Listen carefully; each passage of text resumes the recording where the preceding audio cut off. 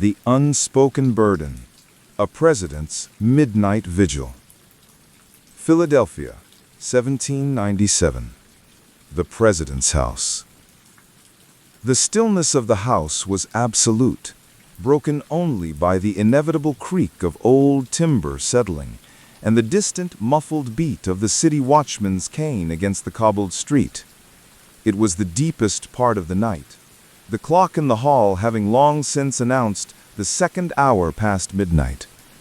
This was not a stillness of peace, but of profound exhaustion, save for one vigilant soul who sat cloistered in his study, John Adams, President of the United States. He was a man who carried the heavy mantle of history with none of the physical grandeur of his predecessor. Shorter, stouter, and perpetually prone to a nervous energy that kept his mind racing, Adams was the Republic's second sovereign, but he felt like its first unwilling servant. The air in the study was thick with the scent of cooled embers and ink, illuminated only by the frantic dance of a single tallow candle, whose light barely pushed back the encroaching shadows. His life, both public and private, was an exercise in rigid routine, not born of comfort, but of absolute necessity. He viewed his schedule as a disciplined fortress against the swirling chaos of nascent American politics, a chaos that threatened to tear the fragile Union apart before it had fully found its footing. Yet tonight, the routine was broken. He was awake, agonizing over a document that threatened to ignite the very war he was sworn to prevent. Spread before him was a coded dispatch from Elbridge Gerry, his envoy in Paris. It was brittle, thin paper, the numerical codes standing out like cryptic warnings. As he translated the cipher, transferring the symbols to plain English, the message solidified into an act of profound international insolence. The French Directory demanded a colossal bribe, euphemistically termed a loan, merely to open diplomatic negotiations. His quill scratched furiously in the margin, assigning the anonymous designations X, Y, and Z to the French agents, an act that he would later release to shield American diplomacy, an act that would plunge his presidency into the fever pitch of the quasi-war. This was the nature of his daily burden: to set precedents not of stately dignity like Washington, but of bare-knuckle survival. The knowledge that tomorrow's routine, the cabinet meeting, the congressional address, would demand he present this powder keg of information, knowing that it would be seized upon by his own Hamiltonian Federalists to demand war, and by Jefferson's Republicans to condemn him for provocation, left a cold, hard knot in his stomach. But the most astonishing and most critical detail of Adams's presidential tenure lay not in these grand international crises, but in the meticulous, almost monkish rituals that defined his morning. To Adams, the highest office was a sacred trust, demanding intellectual and moral purification. The nation's survival, he truly believed, rested on the private virtue and discipline of its magistrate. He was a president who scorned popularity, who loathed the gaudy displays of European courts, and whose most crucial daily meetings were held not with the treacherous men of his cabinet, but with the philosophical titans of antiquity. To truly comprehend John Adams, one must ignore the portrait and the history books for a moment, and follow him as he prepares for battle in the silence of his temporary home, a path that began long before the first political dispatch arrived. The morning fortification, philosophy, discipline, and the cold plunge. The clock finally reached the 4th hour, then the 5th. At precisely 5 a.m., without an external summons, Adams was out of bed. His first act of the day was an intellectual discipline few modern leaders would fathom: the Stoics right. He would immediately proceed to his library. He required no warmth. Indeed, he found the pre-dawn chill conducive to focus. He would select one of his cherished Latin or Greek texts. It might be Cicero's treatises on duty, reminding him that the highest calling was public service, or perhaps the histories of Tacitus or Livia, detailing the fall of republics brought down by faction, corruption, and the lust for power. For a full hour he would read, often translating the dense classical prose aloud, his voice low and guttural in the silence. This was his daily purification. He was a naturally volatile, passionate man, a sanguine temperament, prone to quick temper and fierce debate. He sought to calm and guide his internal fire with the cold, unyielding logic of the ancients. He sought lessons not in the fleeting political pamphlets of the day, but in the enduring wisdom of 3,000 years. He believed the quality of his statesmanship was directly proportional to the quality of his intellectual foundation. No political correspondence, no pressing executive business could precede the moral fortification derived from the classics. Following this rigorous intellectual discipline came the notorious ritual of the cold plunge. The president was not a physically robust man, but his will was steel. Even in the dead of the Philadelphia winter, he would march to a basin where frigid well water had been prepared. He would strip and with a grim determination immerse himself in the icy bath. The shock was always violent, a gasping intake of breath, a tightening of the skin. But this was the precise point of the exercise. It was not mere hygiene, it was a profound act of self-mastery. The cold water was meant to cool the interior furnace of his ambition and his temper, an external shock to enforce internal control. He used physical discomfort as a tool to sharpen his mental resolve, emerging from the water composed, clear-headed, and prepared to face the inevitable psychological warfare of the day. By 7 a.m., dressed and composed, his personal routine shifted to the most intimate and politically necessary aspect of his day, the time spent with his wife, Abigail. Abigail was more than the First Lady. She was his indispensable, unofficial cabinet. They would sit together, often working through a numerical cipher, a habit perfected during his years as a diplomat abroad, to discuss the most sensitive and often treacherous aspects of his administration. Adams, deeply distrustful of the men he had inherited from Washington, relied solely on Abigail's sharp political mind and absolute loyalty. In code, he would detail his suspicions regarding the ambitions of Alexander Hamilton, the duplicity of his own secretaries, and the tactical necessities of dealing with the French and British. This coded exchange was the only truly honest political meeting of his day, a private pact against a hostile world. Breakfast was a simple, austere affair, a direct contrast to the elaborate formality that surrounded Washington. Adams demanded simplicity, seeing it as the only appropriate lifestyle for the chief magistrate of a republic. His routine was a constant, subtle critique of any lingering monarchical pomp. The cabinet and the conspiracy, operating under siege. At 9 a.m., the official day began with the arrival of messengers and the commencement of paperwork. The executive branch was remarkably small: a few clerks, a handful of military officers, and 3 cabinet secretaries. Adams's morning was a grind of signing warrants, reviewing customs reports, and ensuring the smooth, tedious operation of a nation still finding its footing. But the real drama began at 10 a.m., the cabinet meeting. Adams had inherited the core of his administration: Timothy Pickering, State; Oliver Wolcott, Treasury; and James McHenry, War, from Washington.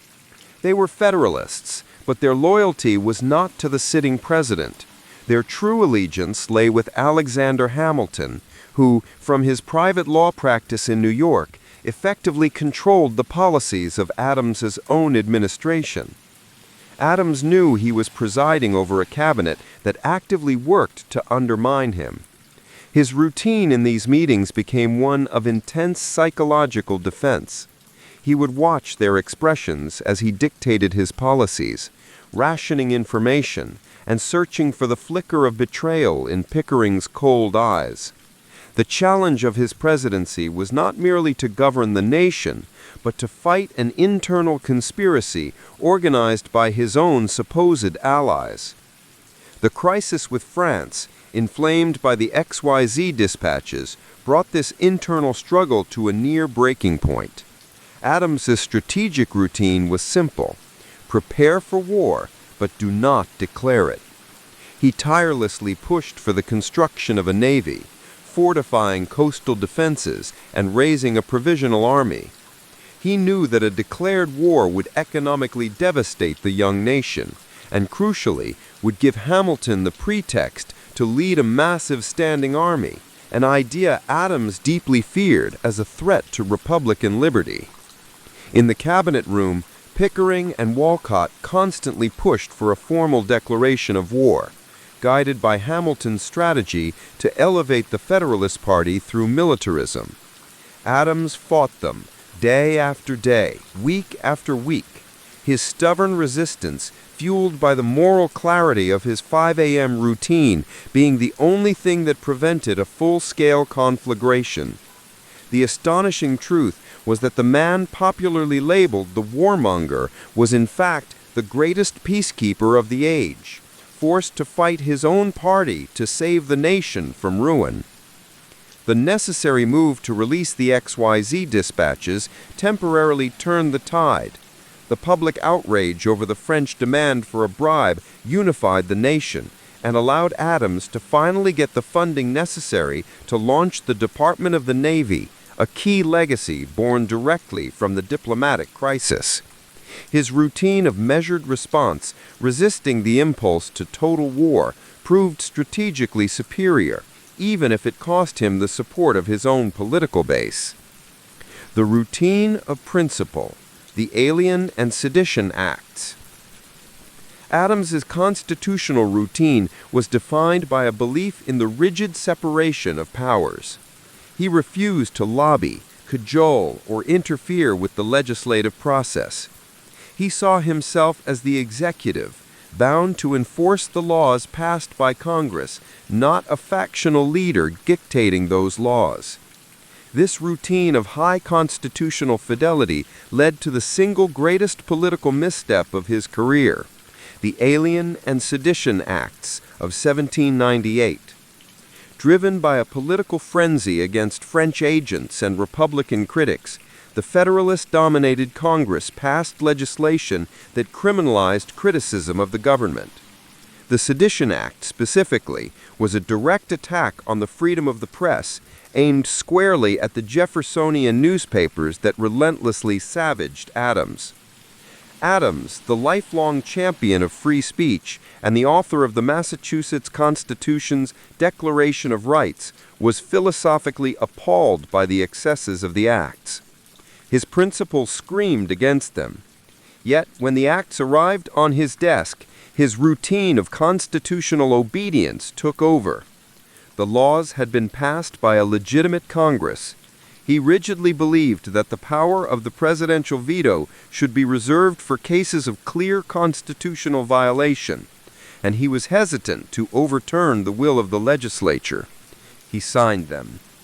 This act, born from an inflexible devotion to procedural routine, became the enduring shadow over his presidency. He lost the moral authority, allowing his enemies to permanently brand him a tyrant, despite his private philosophical distress and his personal refusal to prosecute any newspaper that directly attacked him. His rigid routine of constitutional formality had failed to account for political reality, costing him dearly. Abigail's routine, the unofficial cabinet. While Adams wrestled with the cabinet and Congress, his most reliable governing routine remained his partnership with Abigail. Even when she was in residence, their political exchange was often conducted through letters or their private cipher. She was his sounding board, his political antenna, and his most severe, utterly honest critic. She tirelessly warned him of his enemy's maneuvers and encouraged him toward the decisive actions he often hesitated to take, including the long overdue purging of his disloyal cabinet. Her influence was a unique element of his presidency. No other early president relied so heavily on his spouse for strategic political counsel. This routine consultation was an immense advantage, providing him with a powerful, loyal, and formidable advisor whose insight was based not on political expediency, but on absolute principle. The year 1800 brought a complete rupture to the comfortable, if embattled, routine of Philadelphia. The capital was moving to the raw, unfinished site of Washington in the District of Columbia. The move itself was a logistical nightmare, and the Adamses arrived at the executive mansion, the unfinished White House, to find it a cold, damp, and barely habitable shell. Abigail's famous pragmatic routine defined their first months there. Finding the East Room the only space dry enough, she hung laundry there, a perfect, humble symbol of the Adams presidency, a work of high principle but decidedly unglamorous. Adams, at 65, was forced to adapt his rigorous 5 a.m. routine to the wilderness, shivering in the cold, walking or riding his horse over muddy tracks to the unfinished Capitol building. The physical austerity of the new Capitol mirrored the political austerity of his own rule. It was in this damp, unfinished house that Adams received the final, crushing blow of the election of 1800. But history reads it differently. By silently and voluntarily relinquishing the enormous power of the presidency, Adams established the single most vital precedent for the American democratic experiment, the peaceful, nonviolent, and unconditional transfer of power. He showed the nation and the world that the office was temporary, the Constitution was permanent, and that a defeated magistrate would submit to the will of the people without question. It was his final, heroic routine, a quiet, self-effacing act that cemented the survival of the Republic. Adams returned to Quincy, Massachusetts, trading the high-stakes political routines for the quiet rhythms of his farm and the intellectual discipline of his library. It was here, in retirement, that his last and most enduring routine began, the long, philosophical correspondence with his former rival, Thomas Jefferson. These letters, lasting for 25 years, were a final, profound ritual of reconciliation and intellectual honesty, proving that their shared devotion to the American cause transcended their political differences. The man of routine had finished his work. The uninterrupted routine, Quincy and the years of the pen. The carriage rattled steadily northward, pulling John Adams away from the raw, unfinished majesty of Washington, D.C. The date was March 4th, 1801. While the cannons thundered a meager salute to Thomas Jefferson, the incoming president, Adams was already crossing into Maryland, deliberately distancing himself from the spectacle. His departure was not merely a journey home. It was a retreat from the public stage and the establishment of a new, final, and enduring routine. The transition from the world's most powerful executive to a private citizen was not easy. The sheer inertia of 25 years in public service as delegate, diplomat, vice president, and president was immense. Yet, once he arrived at Peacefield, his family home in Quincy, Massachusetts, Adams embraced his new role with the same rigorous discipline he had applied to the cold plunge and the cabinet meetings. The uniform of power was exchanged for the simple dress of a New England farmer and scholar. His routine at Peacefield was built around the library, a magnificent collection of several thousand volumes. His 5 o'clock rise time remained sacrosanct. The classical texts that had fortified his mind in Philadelphia now became the pure, uninterrupted subject of his days. He dove deep into the philosophy of governance that had always fascinated him, reading, annotating, and writing fiercely in the margins of history books. He sought not to forget the presidency, but to understand it through the lens of all human political experience. He spent hours walking his land, directing his laborers, attending to the planting, and inspecting his orchards. This physical routine, the feel of the New England soil, the sharp, cold air, served the same purpose as the daily cold plunge, grounding his volatile spirit and asserting his personal mastery over a small, controllable domain. He took profound pride in the practical, humble work of a farmer, seeing it as the truest foundation of Republican virtue. Yet, no man of Adams' intellect could simply cultivate cabbages. The presidency had been a failure in terms of popularity and political longevity, but a triumph of constitutional survival. The years immediately following 1801 were filled with an intense, solitary outpouring of writing.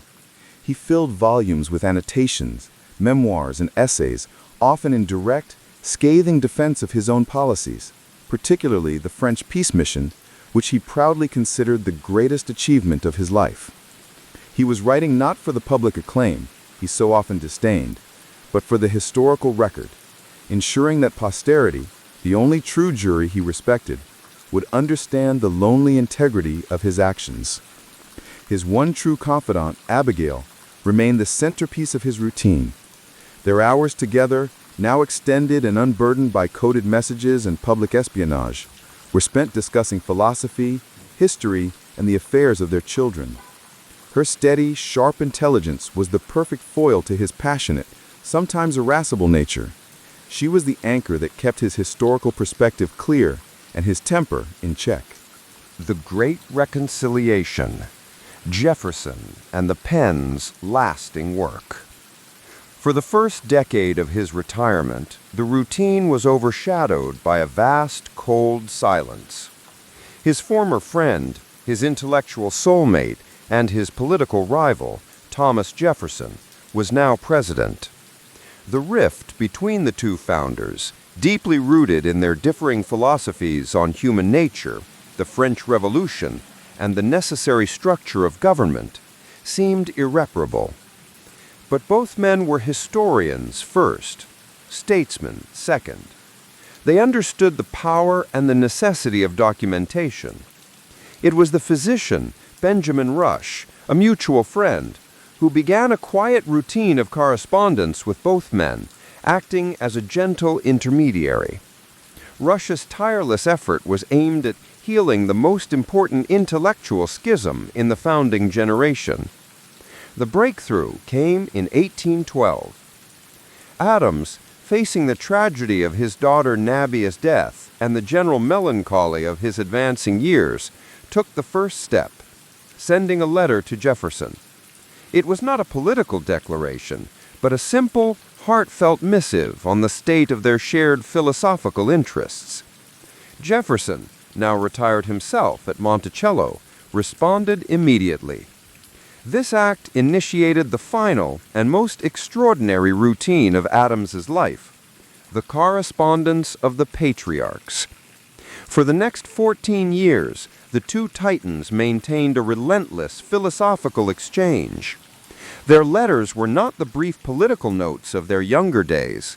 They were epic, sprawling explorations of history, religion, morality, and the fundamental nature of democracy.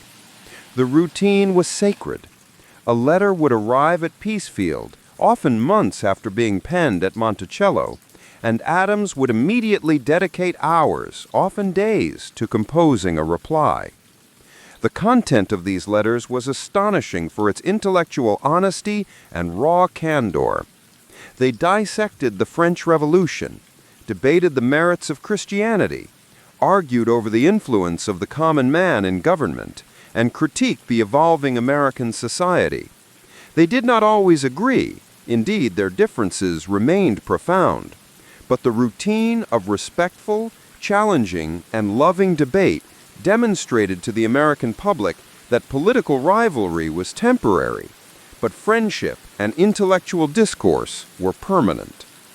This routine of the pen became Adams's true legacy, establishing a model for elder statesmen to transcend faction.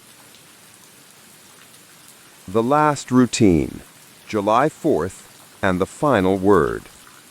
The final years brought both sorrow and ultimate peace to the Quincy routine. In 1818, Abigail, his partner of 54 years, died. The loss shattered Adams's world. The routine of their cipher, their morning walk, and their evening conversation was violently broken. He retreated into an even deeper scholarly solitude, his only comfort the massive volume of Cicero he kept on his desk, and the steady stream of correspondence from Monticello. As the years passed, the routine of writing and reading continued, but Adams's health began to fail. His sight dimmed, his hand trembled, and he required assistance to write. Yet the final, most astonishing routine was already set in stone, the calendar.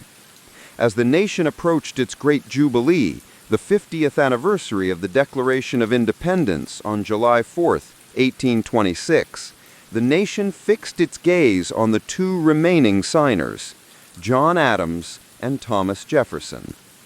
Adams, now 90 years old, was asked to provide a toast for the celebrations. His mind, though failing, mustered one last powerful political utterance. His routine required him to speak truth to power even in silence. His toast, relayed through his son, John Quincy Adams, who was then the sitting president, was stark and profound. Independence forever. On that very day, July 4th, 1826, Adams was confined to his great house in Quincy. He lapsed into unconsciousness in the late afternoon. His final words, whispered on his deathbed, were a statement of historical certainty and rivalry. Thomas Jefferson survives. But Jefferson had not survived. Hours earlier, at Monticello, Thomas Jefferson had also died, passing away on the exact same sacred day, the day of the nation's jubilee. John Adams died shortly after, on the 50th anniversary of the founding document he helped draft. His final routine, a lifelong, rigorous dedication to constitutional and philosophical integrity, had culminated in a profound, almost mythic convergence with his great rival. The astonishing truth was that the man who loved routine, who governed by the clock and the calendar, achieved his final, greatest historical significance through a transcendent, perfect alignment with the routines of American history itself. His life, from the cold plunge to the final famous utterance, became the very definition of the disciplined, principled American statesman. The routine of John Adams had, finally, become immortal. The grand finale, the architecture of memory. The silence that descended upon Peacefield after the deaths of John Adams and Thomas Jefferson on that hallowed 4th of July was not the silence of oblivion, but the profound quiet of history settling into place. The final, spectacular routine, the synchronized exit of the two patriarchs, had not just ended their lives, but had instantly solidified their legacies, transforming their long, contentious routines into American scripture. For the historians and the grieving family at Quincy, however, the routine of living continued, but it was now a routine of preservation. John Adams had been, above all, an archivist of his own soul. His daily habit of annotation, his meticulous cataloging of every letter received, and his relentless pursuit of philosophical documentation meant that he had left behind not merely a life, but an entire architecture of memory. The first routine established by his grieving son, John Quincy Adams, now burdened with the weight of the presidency and his father's historical estate, was the organization of the correspondence. The library at Peacefield, Adams's sanctuary, became the vault. Every letter, every scrap of paper detailing a political maneuver, every marginal note questioning the nature of power was systematically gathered. This new routine revealed the true depth of Adams's lifelong intellectual discipline. His 5 a.m. readings were evidenced by the Latin and Greek notes pressed into the margins of Cicero and Livy. The political battles were preserved not in bombastic speeches, but in the coded, whispered truths he had shared with Abigail. The physical cold plunge was understood as a recurring theme in his personal journals, a battle against a volatile mind. The most astonishing discovery was the sheer volume and intellectual candor of the Jefferson correspondence. This routine of the pen, stretching over 14 years, provided a philosophical narrative for the new nation. It was a testament that intellectual disagreement could coexist with profound friendship, a model sorely needed by the increasingly polarized American political system of the 1820s. These letters became the core of Adams's lasting instruction to the Republic, that the highest form of patriotism was not blind obedience, but rigorous, reasoned debate. Adams in his later years had often fallen back into domestic routines of his childhood. He had established a final, charming routine with his grandchildren, reciting passages of Shakespeare or memorizing lines of poetry, instilling in them the same intellectual rigor that had defined his own youth.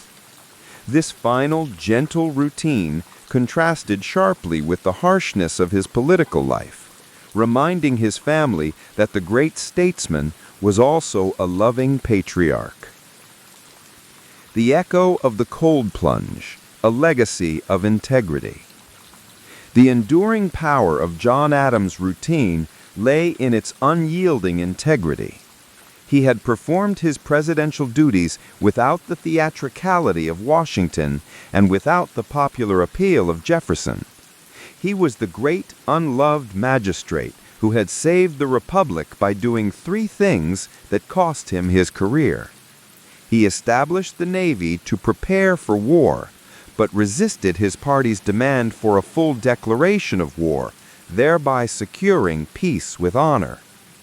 He fought his own cabinet, ultimately purging them, an act that saved the executive branch from internal sabotage, but fractured his political party beyond repair.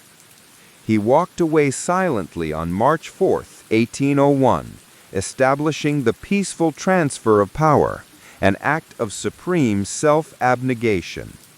These were not actions designed for popularity.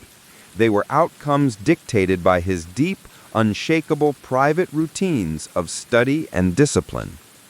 The philosophical clarity gained from his 5 a.m. reading of Tacitus informed his decision to fight the corrupting influence of Hamilton.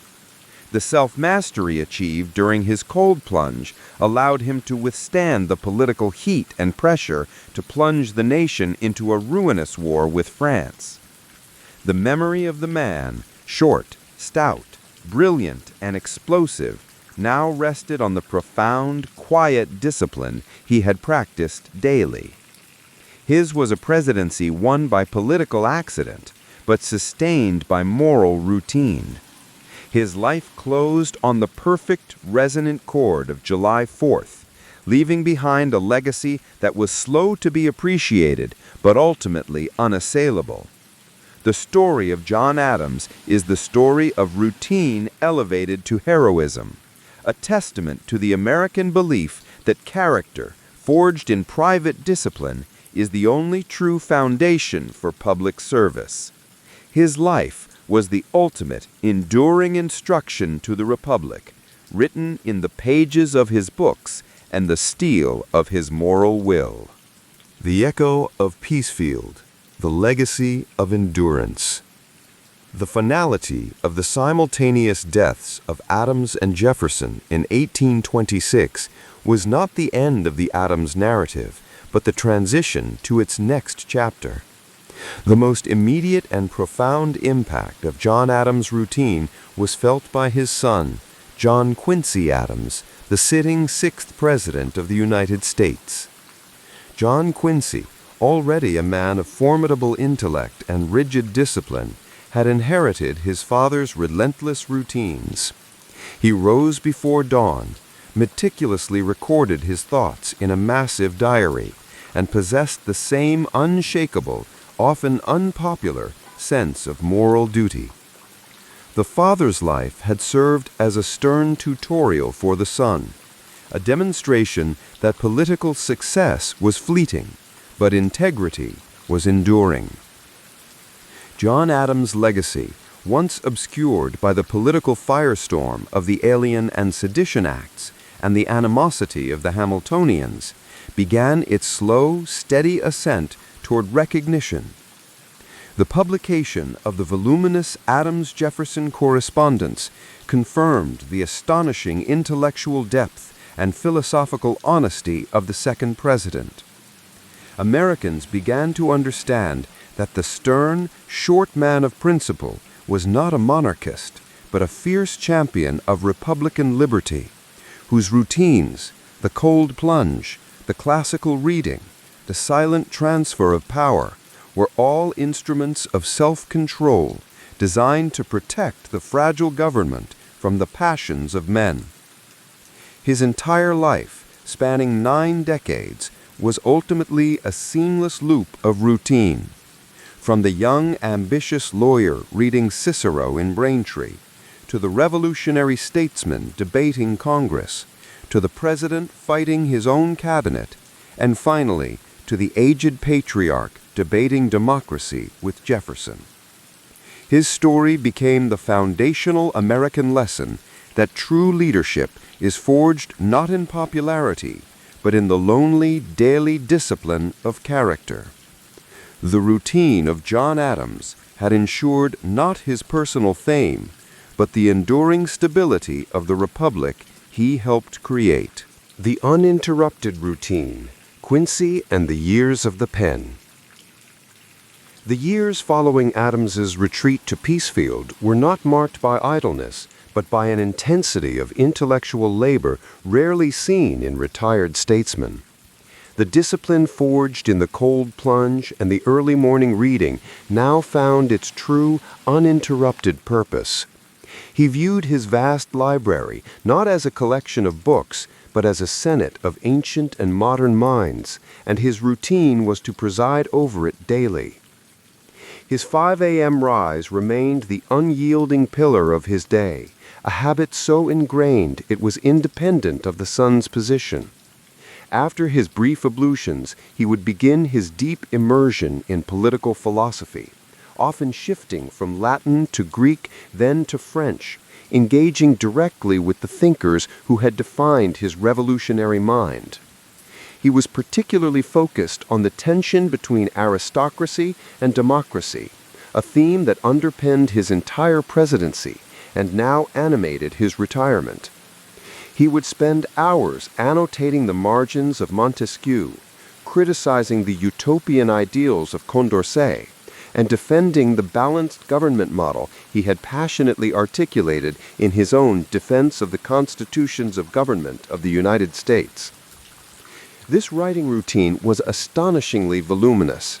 He did not merely read, he conversed with the text, leaving behind a running commentary on history. For the American audience, this revealed a president whose private life was an extension of the Constitutional Convention, a ceaseless, scholarly effort to fortify the philosophical foundations of the Republic. The public saw the explosive temper. The pages revealed the meticulous, painstaking scholar who worked to contain that fire with reason. Moreover, the physical routines Adams practiced at Peacefield were a direct contradiction to the cultural norms of his wealthy peers. While many gentlemen in retirement focused on gentle leisure, Adams actively participated in the physical labor of his farm. He oversaw the planting of potatoes, the management of his livestock, and the repair of his fences. He saw this as a moral necessity.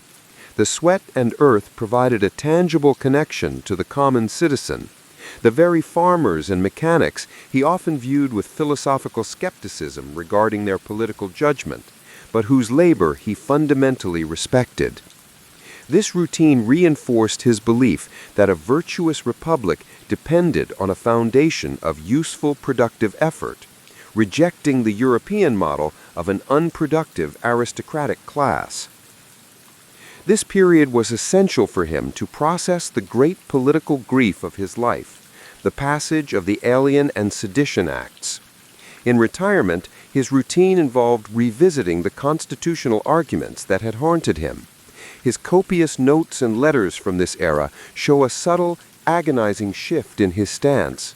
While he never regretted his procedural decision to sign a law passed by a legitimate Congress, he increasingly regretted the political consequences and the moral damage to the Federalist legacy. He was using the long, quiet hours of retirement to engage in a final, ruthless self-reckoning, ensuring that his conscience, if not his public reputation, was clear. The quiet crisis of the soul.